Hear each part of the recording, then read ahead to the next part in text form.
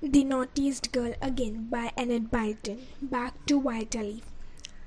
Elizabeth was excited. The long summer holidays were almost over, and it was time to think of going back to school.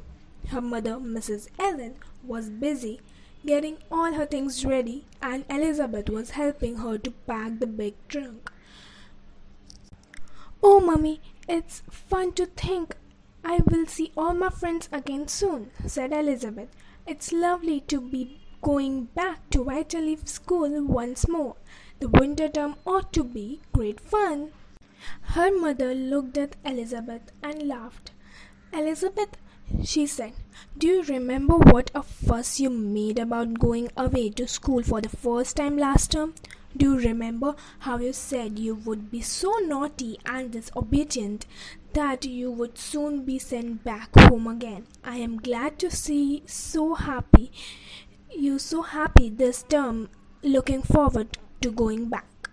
Yes, I was stupid and silly, said Elizabeth, going red as she remembered herself a few months back. Goodness, when I remember things I said and did. Do you know, I wouldn't even share the cakes and things I took back. And I was so awfully rude and naughty in class.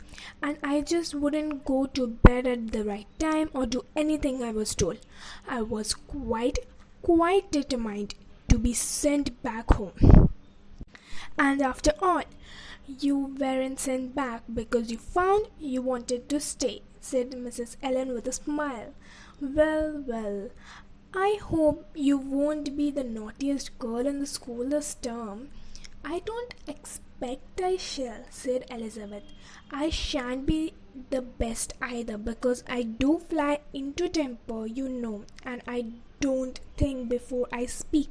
I am sure to get into trouble of some sort, but never mind. I will get out of it again, and I really will do my best this term. Good girl, said her mother, shutting down the lid of the trunk. Now look, Elizabeth, this is your tuck box.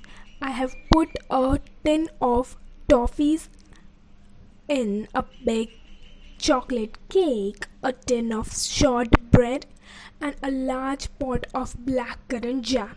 That's all I can get in, but I think it's enough, don't you? Oh, yes, Mummy. Thank you, Mummy, said Elizabeth joyfully. The others will love all those. I wonder if Joanne's mother will give her a tuck box this term. Joanne was Elizabeth's best friend. She had been to stay with Elizabeth in the summer holidays, and the two had a lovely time together. Then Joanne had gone back home again for a week or two before the school began. Elizabeth was looking forward to seeing her friend again. What fun to sleep in the same dormitory together, to sit in the same form and play the same games. Elizabeth had told her mother all about Whyteleafe School. It was a school for boys and girls together, and the children ruled themselves, and the seldom punished by the masters or mistress. Every week a big school meeting was held, and all the children had to attend. The head boy and girl were the judges, and 12 monitors, chosen by the children themselves, were the jury. Any grumbles or complaints that to be brought to the meeting, and if any child have behaved wrongly, the children themselves thought out a suitable punishment. Poor Elizabeth had suffered badly at the weekly meetings, for she had been so naughty and disobedient and had broken every single rule in the school. But now she had come to see the good behavior, and was not only for herself but for the whole school too. And she was very much looking forward to everything. Perhaps this term she could show just how good she could be, instead of just how naughty. She was to leave the next day. Everything was packed. She had a new lacrosse stick and a new hockey stick, for both games were played at Whyteleafe. Elizabeth was very proud of these. She had never played either game before, but she meant to be very good indeed at them.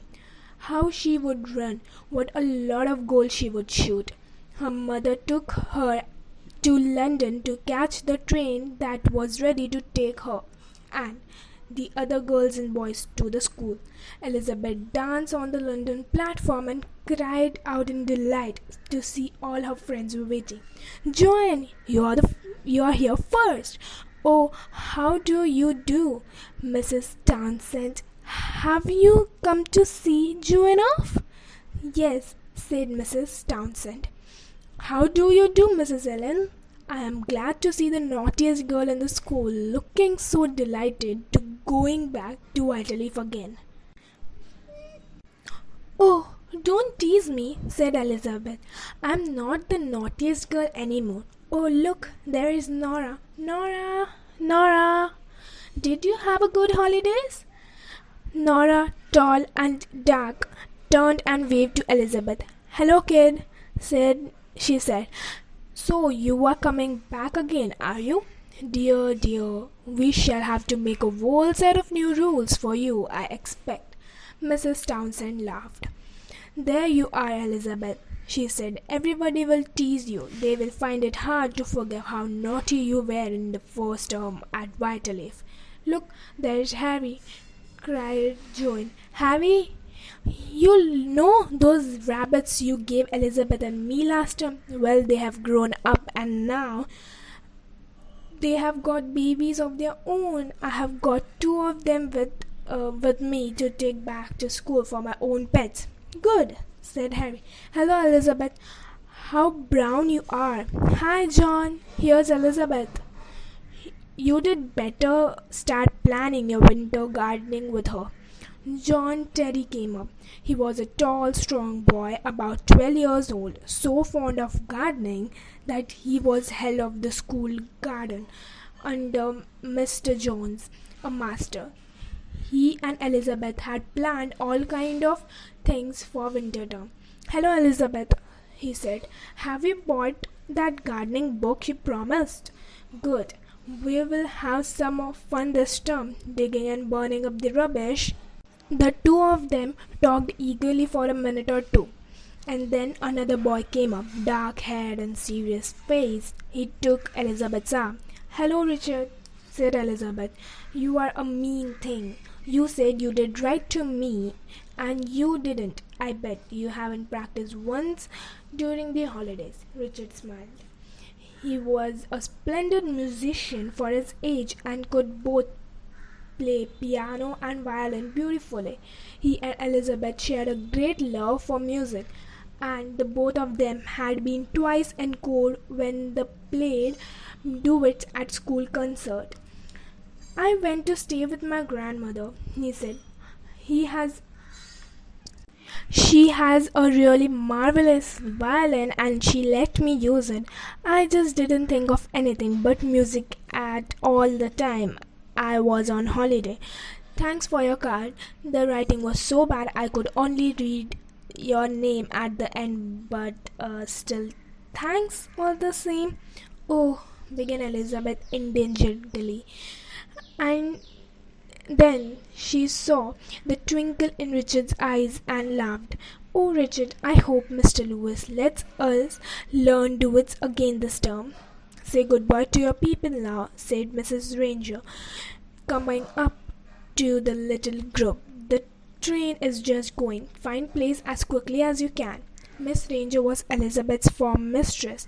She was strict, very just, and quite a jolly person.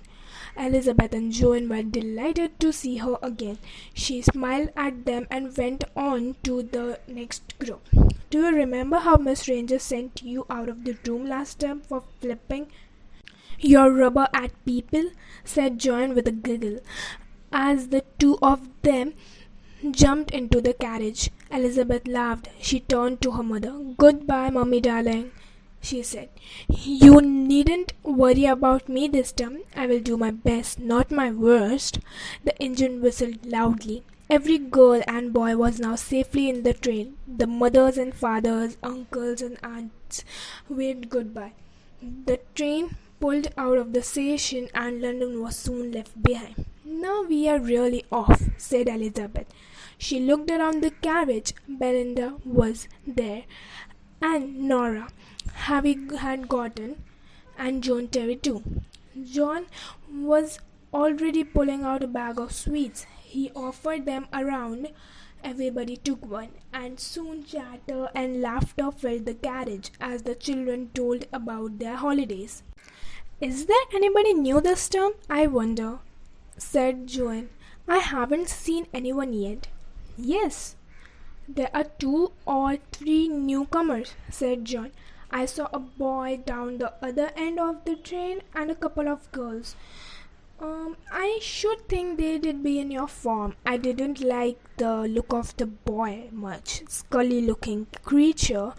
What are the girls like? Asked Joan. But John hadn't noticed. Anyway, we shall soon see what they are like when we arrive, said Joan. I say, Elizabeth, what have you got in your tuck box? My mother had gave me a huge box of chocolates, a ginger cake, a tin of golden syrup, and a jam sponge sandwich. Sounds good, said Elizabeth. The children began to talk about their tuck boxes, and the time flew past as the train rode on the way. At last, the long journey was over, and the train came to a stop at the little country platform. The boy and girls jumped from their carriage and ran to take their places in 2 coaches. Let's look out for the first glimpse of Whyteleafe School, said Elizabeth as their coaches rumbled off. Oh, look, there it is. Isn't it lovely?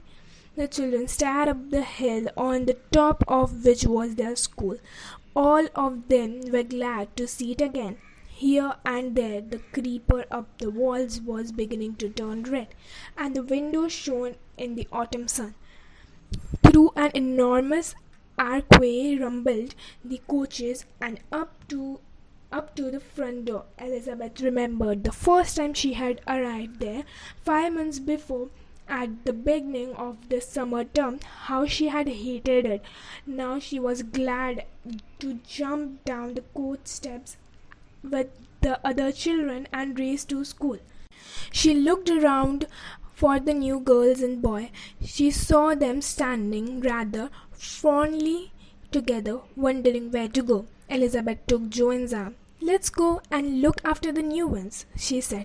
They're looking a bit lost. Right, said Joan, and they went up to the 3 children. They were all about 11 or 12 years old, though the boy was big for his age. Come with us, and we will show you where to wash and where to go for dinner, said Elizabeth. They all looked at her gratefully. Rita, the head girl, came by just then and beamed at Elizabeth. So you have taken the newcomers under your wing, she said. I was just coming to see about them. Good. Thanks, Elizabeth and Joan. That's the head girl, said Elizabeth to the boy and 2 girls. And look, that's William, our head boy. They are both fine. Come on, I will show you the cloak rooms, and we all washed then. Off they all went, and were soon washing and drying themselves in the big cloak room downstairs. Then into the dining hall they went, hungry as hunters. How glad they were to smell a good stew and see the carrots and onions floating in it. It's grand to be back again, said Elizabeth, looking happy round and smiling at all the faces she knew. I wonder what adventures we will have this term. Perhaps we shan't have any, said Joan, but she was wrong. Plenty of things were going to happen that term.